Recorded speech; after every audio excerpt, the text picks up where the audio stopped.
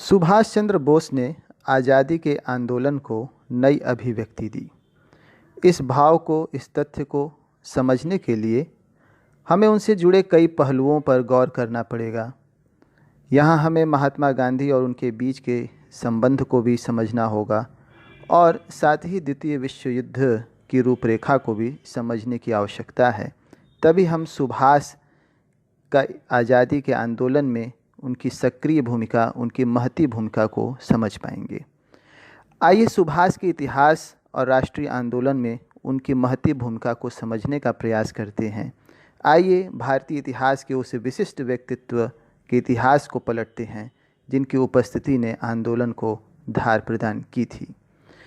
मदन लाल वर्मा जो एक लेखक हैं, अपनी पुस्तक स्वाधीनता संग्राम के क्रांतिकारी साहित्य का इतिहास में लिखते हैं सुभाष चंद्र बोस के वक्तव्य को शामिल करते हुए कि मैं जानता हूं कि ब्रिटिश सरकार भारत की स्वाधीनता की मांग कभी स्वीकार नहीं करेगी। मैं इस बात का कायल हो चुका हूं कि यदि हमें आज़ादी चाहिए तो हमें खून के दरिया से गुजरने को तैयार रहना चाहिए। अगर मुझे उम्मीद होती कि आज़ादी पाने का एक और सुनहरा मौका अपनी ज़िंदगी में हमें मिलेगा तो शायद घर छोड़ता ही नहीं। मैंने जो कुछ किया है अपने देश के लिए किया है, विश्व में भारत की प्रतिष्ठा बढ़ाने और भारत की स्वाधीनता के लक्ष्य के निकट पहुंचने के लिए किया है। भारत की स्वाधीनता की आखिरी लड़ाई शुरू हो चुकी है। आज़ाद हिंद फौज के सैनिक भारत की भूमि पर सफलतापूर्वक लड़ रहे हैं।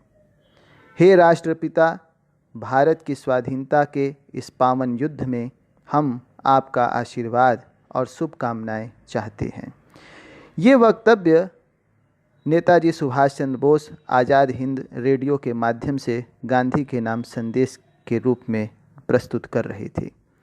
आगे इस पुस्तक में कुछ अन्य बातों को भी मैं चर्चा यहाँ करूँगा। उन्होंने घोषणा की कि अब भारत के पास सुनहरा मौका है, उसे अपनी मुक्ति के लिए अभियान तेज कर देना चाहिए। 8 सितंबर 1939 को युद्ध के प्रति पार्टी का रुख तय करने के लिए सुभाष को विशेष आमंत्रित के रूप में कांग्रेस कार्य समिति में बुलाया गया। यहाँ वे अपनी राय के साथ संकल्प दोहराते हैं कि अगर कांग्रेस यह काम नहीं कर सकती है तो फॉरवर्ड ब्लॉक अपने दम पर ब्रिटिश राज के खिलाफ युद्ध कर देगा। अब एक घटना इसी क्रम में मैं और जोड़ूंगा कि 1940 में एक घटना घटती है कलकत्ता में। कलकत्ता में एक हॉलवेट स्तंभ था जो भारत की गुलामी का प्रतीक हुआ करता था। सुभाष की यूथ ब्रिगेड ने रातों रात वह स्तंभ मिट्टी में मिला दिया। सुभाष के स्वयंसेवक उसकी नींव की एक एक ईंट उखाड़ ले गए। अब ये जो घटना घट रही थी, ये सब कुछ अनायास, सब कुछ यूं ही नहीं हो रहा था। सही मायने में देखा जाए तो यह सुभाष चंद्र बोस की एक प्रतीकात्मक शुरुआत थी आंदोलन के प्रति। इसके माध्यम से सुभाष ब्रिटिश सरकार को यह संदेश दिया था कि जैसे उन्होंने यह स्तंभ को धूल में मिला दिया है, उसी तरह वे ब्रिटिश साम्राज्य को भी मिला देंगे। इस घटना का बहुत व्यापक असर देखने को मिला और इसका परिणाम निकला कि अंग्रेज सरकार ने सुभाष सहित फॉरवर्ड ब्लॉक के सभी मुख्य नेताओं को कैद कर लिया। अब द्वितीय विश्व युद्ध का भी यह समय था और द्वितीय विश्व युद्ध के दौरान ही यह घटना घटी थी और द्वितीय विश्व युद्ध के दौरान ब्रिटिश सरकार उनसे डरकर सुभाष को जेल में डाल देती है। सुभाष जेल में कैद हो जाते हैं और उनके फॉरवर्ड ब्लॉक के सभी नेताओं को भी कैद कर लिया जाता है। लेकिन सुभाष जेल में निष्क्रिय होकर के नहीं रहना चाहते थे, क्योंकि उनके दिमाग में उनकी योजनाएं जो चल रही थीं देश को आज़ाद कराने की, वह वहाँ पर रह करके संभव नहीं थी। सरकार उन्हें रिहा करे इसके लिए वो मजबूर हो, इसलिए सुभाष ने जेल में ही आमरण अनशन शुरू कर दिया। उनकी हालत ख़राब हो रही थी, उनकी तबीयत की स्थिति बहुत नाजुक हो रही थी और सरकार को ये लगा कि कहीं ऐसा न हो कि जेल के अंदर ही वह दम तोड़ दें, तो सरकार ने उन्हें रिहा कर दिया।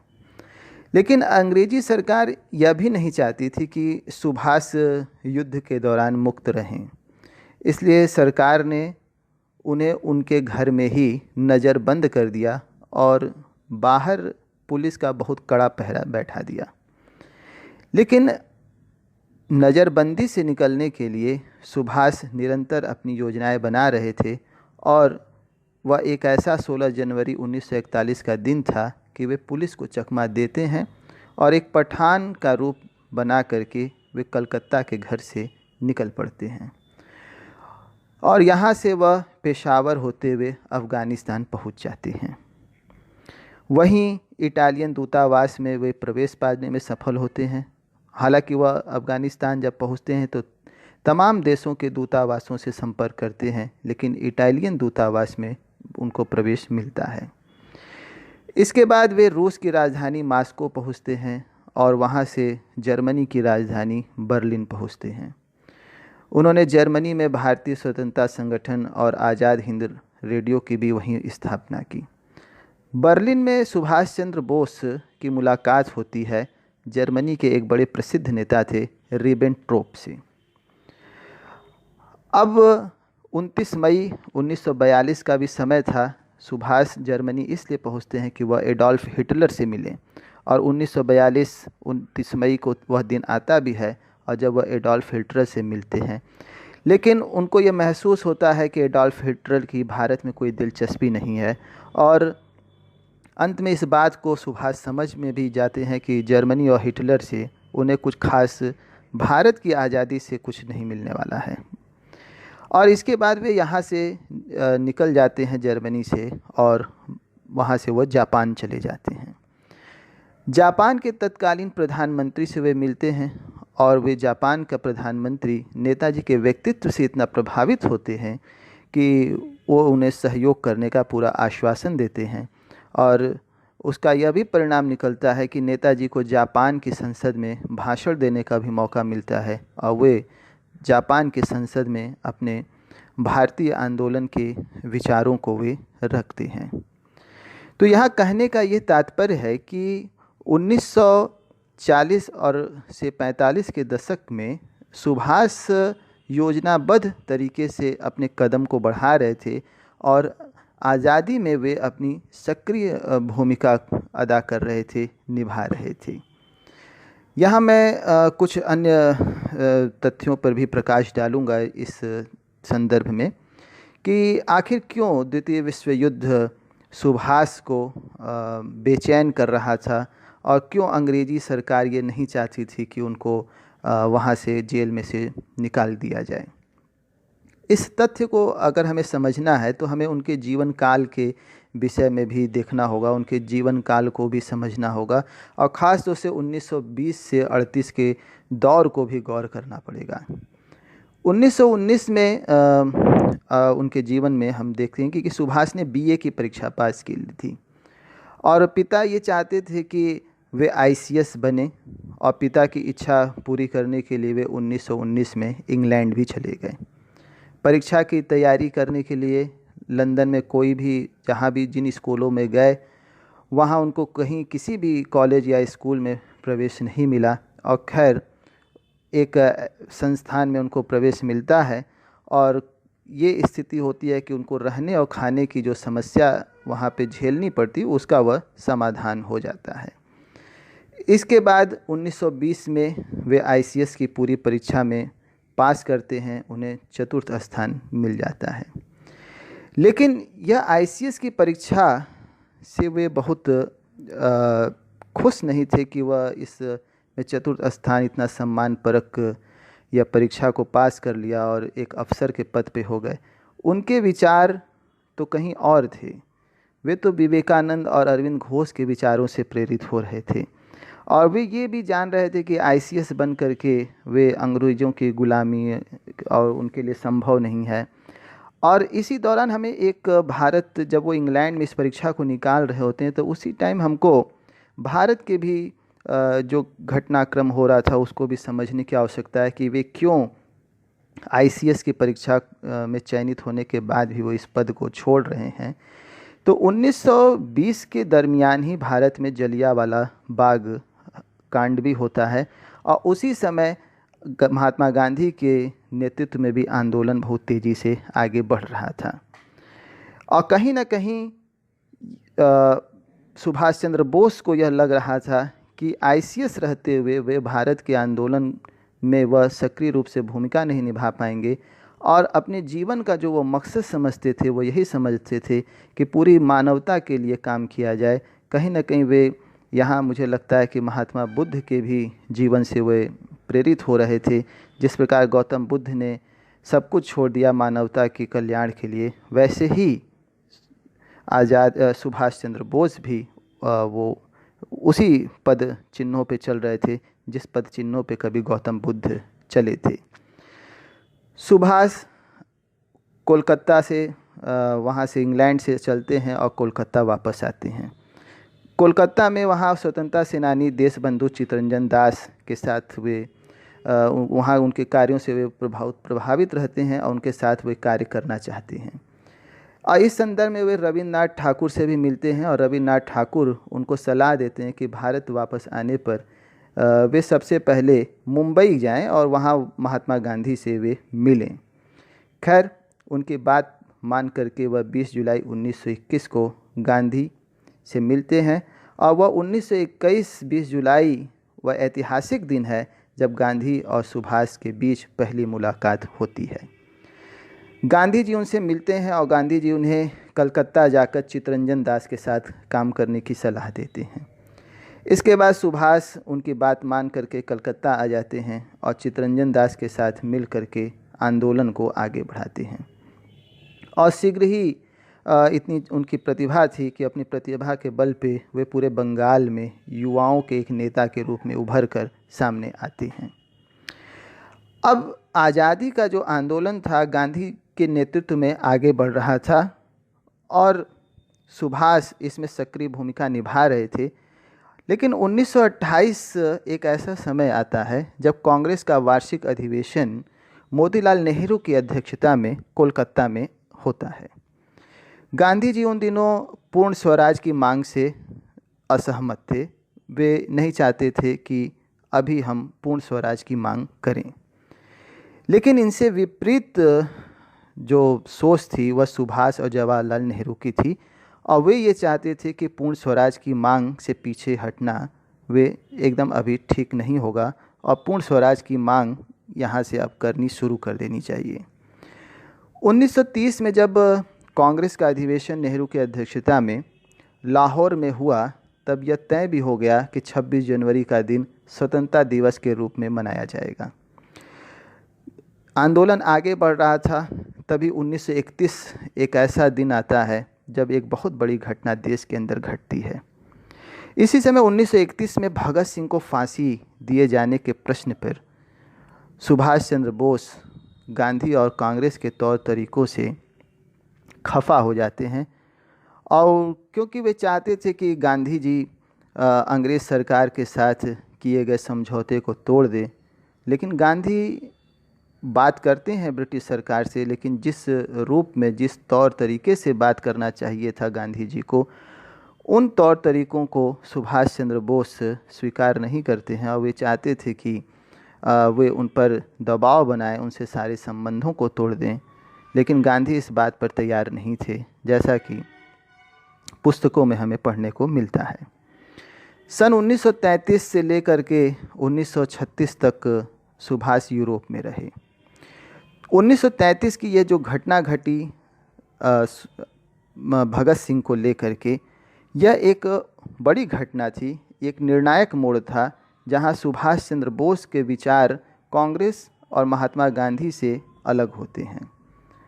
1933 से लेकर के 1936 तक सुभाष यूरोप में चले जाते हैं और वहीं उन्होंने प्रवास कर लेते हैं। यूरोप में सुभाष ने इटली के नेता मुसोलिनी से मिलते हैं, जिन्होंने भारत के स्वतंत्रता संग्राम में वे उन्हें सहायता देने का मुसोलिनी वचन भी देता है। सुभाष विदेश में बिताए गए दिनों से और वहाँ के तौर तरीक़ों से वे बखूबी परिचित हो जाते हैं और भारत में जो गांधी के नेतृत्व में आंदोलन चल रहा था वे उस नज़रिए को भी काफ़ी अच्छे ढंग से परख चुके थे। सुभाष चंद्र बोस ये सोच रहे थे कि वे एक क्रांतिकारी के रूप में थे, हमें इस बात को समझना होगा। और उनकी जो विचार थे, उनका एकमात्र यही लक्ष्य था कि भारत की आज़ादी कैसे भी हो, संभव हो, यही हो। और अंग्रेज़ों से वे भारत की मुक्ति के लिए कोई भी शर्त स्वीकार करने को तैयार नहीं थे। खैर, शुरुआत में महात्मा गांधी के साथ देश की आज़ादी के आंदोलन में शामिल हुए थे, लेकिन बाद में उनसे मतभिन्नता के कारण उन्होंने गांधी और कांग्रेस से दूरी बना ली और फॉरवर्ड ब्लॉक की स्थापना की। जो उनके विचार के जो लोग थे वो राष्ट्रीय कांग्रेस से निकलते हैं और उनके साथ मिल करके वो सारे लोग एक फॉरवर्ड ब्लॉक की स्थापना करते हैं। क्योंकि सुभाष को यह महसूस होने लगा था कि जब अंग्रेज द्वितीय विश्व युद्ध में फंसे हुए हैं तो यही वो समय है जब उनकी राजनीतिक अस्थिरता का लाभ उठाकर उन भारत की स्वतंत्रता का उन पर दबाव बनाया जाए। यही उनकी सोच गांधी से अलग थी। यहाँ तक कि उन्होंने द्वितीय विश्व युद्ध में अंग्रेज़ों के साथ भारत को शामिल किए जाने का भी मुखर विरोध किया। तो यहाँ हम ये समझ सकते हैं कि गांधी की विचारधारा से और द्वितीय विश्व युद्ध, दो युद्ध हुए, प्रथम विश्व युद्ध 1914 से 18 और द्वितीय विश्व युद्ध 1939 से 1945 के बीच में होता है। और इन दोनों विश्व युद्धों के बीच में ही देश के दो महानायकों का इतिहास है, एक तरफ महात्मा गांधी और दूसरी तरफ सुभाष चंद्र बोस। जैसा हम जानते हैं कि 1914 में महात्मा गांधी दक्षिण अफ्रीका से भारत में आते हैं और गोपाल कृष्ण गोखले के कहने पर 2 वर्षों तक वे पूरे भारत का दौरा करते हैं, भारत को समझने का कोशिश करते हैं और फिर उसके बाद 1916 से वह सक्रिय आंदोलन में भाग लेते हैं। यहाँ हम ये भी देख रहे हैं, जब सुभाष चंद्र बोस के इतिहास को पलट रहे हैं तो सुभाष चंद्र बोस भी 1921 से भारत में सक्रिय आंदोलन में भाग लेते हैं। तो इन दोनों ही महानायकों का भारत के राष्ट्रीय आंदोलन में सक्रिय भूमिका का लगभग समय एक ही है। हालांकि उम्र में दोनों के फ़र्क है, लेकिन उनकी आज़ादी के आंदोलन में जो उतरने का समय है वो दोनों एक ही था। और कहीं न कहीं विभिन्न देशों में रहने के बाद सुभाष चंद्र बोस यह समझ रहे थे कि जब द्वितीय विश्व युद्ध छिड़ा हुआ है तो यह वह समय है जब हमें प्रेशर बनाना चाहिए ब्रिटिश सत्ता के ऊपर। और गांधी जी यह सोच रहे थे कि जब युद्ध समाप्त हो जाए और तब जिस रूप में हम राष्ट्र अपने आंदोलन को चला रहे हैं फिर उस आंदोलन को आगे बढ़ाया जाए। ये दोनों नेताओं की, दो महानायकों के देश की अपनी अपने विचार थे। दोनों ही एक ही लक्ष्य था और दोनों ही अपने तौर तरीके से, अपने विचारधारा से देश को आज़ाद कराना चाहते थे। इस पे तमाम लोग महात्मा गांधी से सहमत थे और तमाम लोग सुभाष चंद्र बोस के विचारधारा से सहमत थे। आइए दूसरे विश्व युद्ध और उसी दौरान सुभाष चंद्र बोस के नज़रिए से राष्ट्रीय आंदोलन को थोड़ा समझने का भी हम लोग प्रयास करते हैं। दूसरा विश्व युद्ध सितंबर 1939 में आरंभ हुआ, जब जर्मन प्रसारवाद की हिटलर की नीति के अनुसार नाजी जर्मनी ने पोलैंड पर आक्रमण कर दिया। इसके पहले मार्च 1938 में वह ऑस्ट्रिया और मार्च 1939 में चेकोस्लोवाकिया पर अधिकार कर चुका था।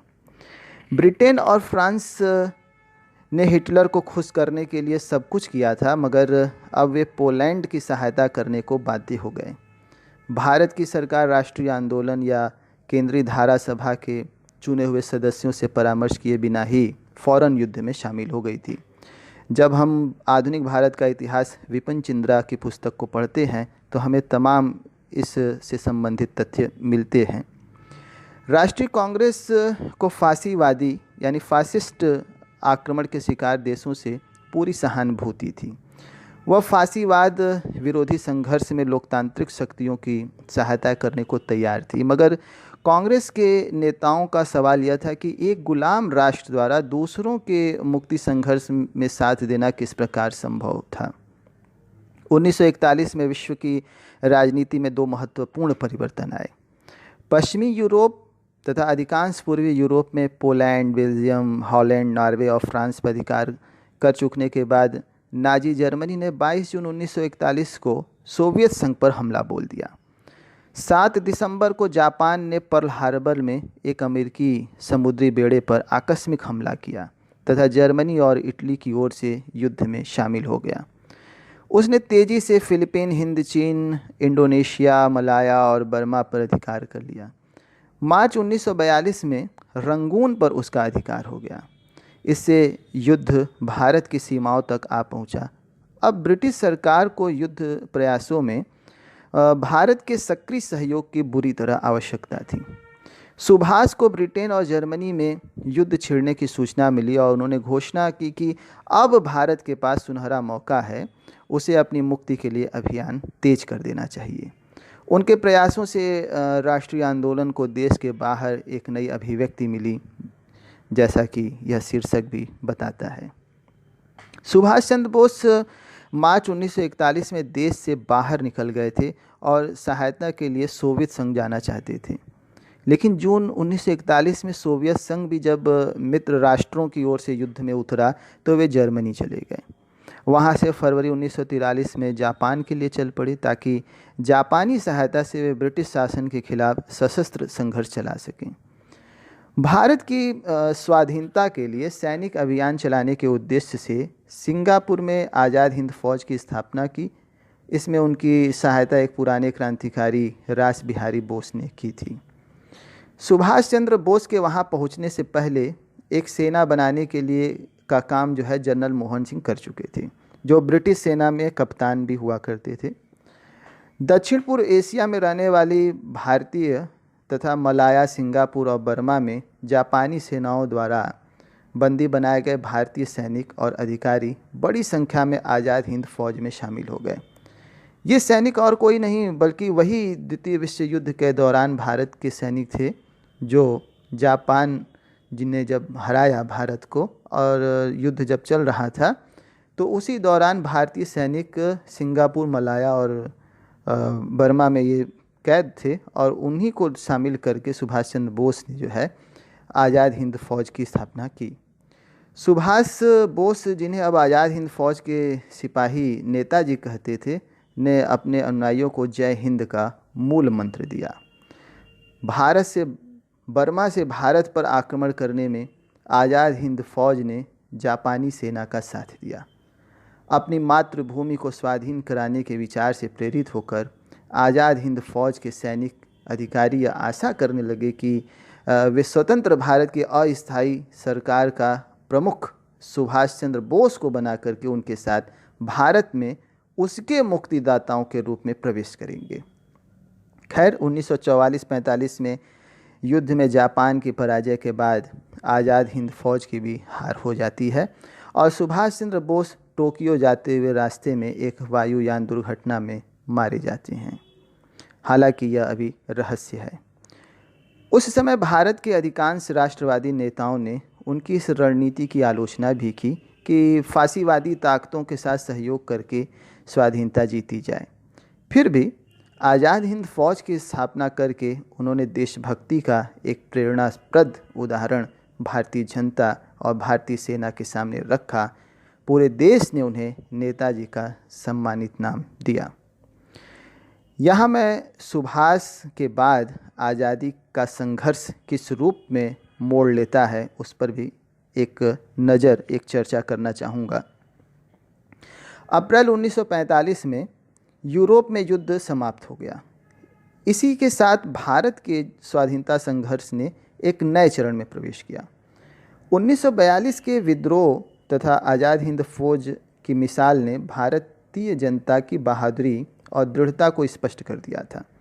नया संघर्ष आज़ाद हिंद फौज के सैनिकों और अधिकारियों पर चलाए गए मुकदमे के विरोध में एक व्यापक आंदोलन के रूप में उभरता है। सरकार, जो तत्कालीन ब्रिटिश सरकार, ने आज़ाद हिंद फौज के जनरल शाहनवाज, जनरल गुरदयाल सिंह ढिल्लों और जनरल प्रेम सहगल पर दिल्ली के लाल किले में मुकदमा चलाने का फैसला ले लिया। ये लोग ब्रिटिश भारतीय सेना के पहले अधिकारी हुआ करते थे जिन पर ब्रिटिश सिंहासन के प्रति निष्ठा की शपथ भंग करने और इस प्रकार गद्दार होने का आरोप लगाया गया। दूसरी ओर जनता एक अलग ढंग से इनके बारे में सोच रही थी। जनता ने उनका स्वागत राष्ट्रीय नायकों के रूप में किया। पूरे देश में उनकी रिहाई की मांग को लेकर बड़े बड़े प्रदर्शन होने लगे। पूरा देश उत्तेजना से और इस आशा से भरा था कि अब की बार का संघर्ष विजयी होगा। इसलिए वे इन नायकों को सजा दिए जाने को छूट जो है नहीं दे सकती थी ब्रिटिश सरकार। आज़ाद हिंद फौज की घटना ने दिखा दिया था कि देशभक्ति की भावना भारतीय सेना में भी फैल चुकी है, जो भारत में ब्रिटिश शासन का प्रमुख आधार हुआ करती थी कभी। और नवंबर 1945 में आज़ाद हिंद फौज के सिपाहियों की रिहाई की मांग को लेकर के कलकत्ता में लाखों लोग सड़क पर उतर आए। लाखों लोगों ने प्रदर्शन किया और एक समय यह स्थिति आ गई कि 3 दिन तक नगर में सरकार नाम की कोई चीज़ ही नहीं रह गई। बढ़ते आक्रोश को देखते हुए ब्रिटिश सरकार ने मार्च 1946 में एक कैबिनेट मिशन भारत भेजा कि भारतीय नेताओं से भारतीयों को सत्ता सौंपने की शर्तों के बारे में बातचीत की जाए। आज़ाद हिंद फौज पर जब मुकदमा चलाया गया था तब उसकी सुनवाई के समय शाहनवाज खान ने कहा था कि सुभाष चंद्र बोस वो पहले व्यक्ति थे जिन्होंने भारत होने का एहसास उनके मन में जगाया। वो पहले व्यक्ति थे जिन्होंने भारत के लोगों को भारतीय की नज़र से देखना सिखाया। ये एक छोटी उनके बारे में मैंने तथ्य उनके सामने प्रस्तुत किया। ऐसी बहुत सारी बातें हैं जो सुभाष चंद्र बोस के बारे में अभी कही जा सकती हैं। यहाँ मैं एक भारतीय कवि गोपाल प्रसाद व्यास की एक कविता है, नेताजी सुभाष चंद्र बोस, उसी से मैं उनकी कविता का कुछ अंशों का चर्चा करके मैं अपनी बात को समाप्त करूँगा। वे सुभाष चंद्र बोस के विषय में लिखते हैं कविता के माध्यम से, है समय नदी की बाढ़ कि जिसमें जब वह जाया करते हैं, है समय नदी की बाढ़ कि जिसमें सब वह बह जाया करते हैं, है समय बड़ा तूफान प्रबल पर्वत झुक जाया करते हैं। है समय नदी की बाढ़ कि जिसमें सब बह जाया करते हैं, है समय बड़ा तूफान प्रबल पर्वत झुक जाया करते हैं। अक्सर दुनिया के लोग समय में चक्कर खाया करते हैं, लेकिन कुछ ऐसे होते हैं इतिहास बनाया करते हैं। यह उसी वीर इतिहास पुरुष की अनुपम अमर कहानी है। यह उसी वीर इतिहास पुरुष की अनुपम अमर कहानी है, जो रक्त कणों से लिखी गई, जिसकी जय हिंद निशानी है। प्यारा सुभाष नेता सुभाष भारत भू का उजियारा था, पैदा होते ही गणिकों ने जिसका भविष्य लिख डाला था। यह वीर चक्रवर्ती होगा या त्यागी होगा सन्यासी, जिसके गौरव को याद रखेंगे युग युग तक भारतवासी। जय हिंद।